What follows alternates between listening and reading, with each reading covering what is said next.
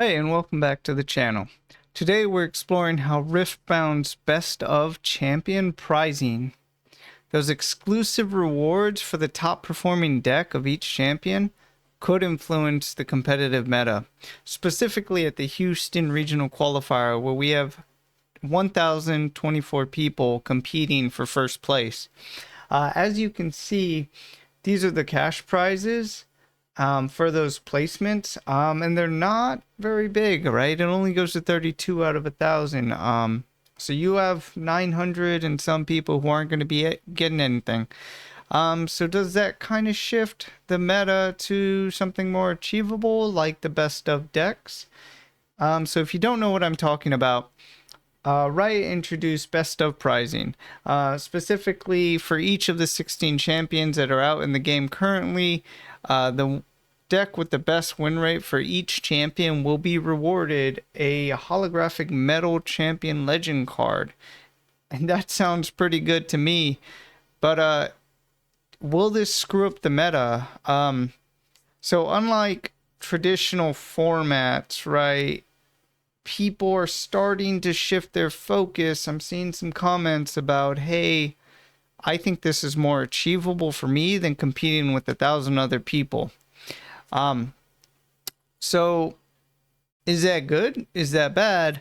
Well, you get a smaller pool of competitiveness to achieve your prize, which overall I think is going to be worth more than well, at least $250, maybe even $500. And then some of the cards you might get. Keep in mind, some of these are only for top 8, right? But a metal 1-to-1 card's probably going to fetch a bigger price. So I think overall it's still competitive, right? To earn that prize, you need to have the deck of that champion with the highest win rate. So what does this promote? Experimentation, overall diversity. It gives these off-meta champion decks a chance to win the tournament, possibly. If there's something that's not meta currently that maybe should be, I think we'll be able to see it because of this. I think this incentivizes that experimentation, and they're still competing, right? It's not like anyone with the deck gets into a raffle for the card. It's the best deck. And so who knows? The best Lux might be better than the best E. But I think also this is going to help Riot spot imbalances, right? If every champion has a fair chance at optimization to compete for the top prize, and we still see Yi and Kaisa in the top 32, top 64, then I think that spells out a pretty obvious message to Riot that, hey, some things aren't right, some things need rebalancing, and it could help improve the game going forward.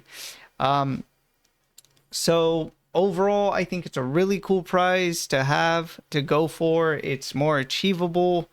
I don't like that it's one-to-one. I would hope that you can get more, or at least there would be more events where you can get these. So far, we haven't heard anything like that. But it's overall, I think it's a really good thing. I think it's really cool.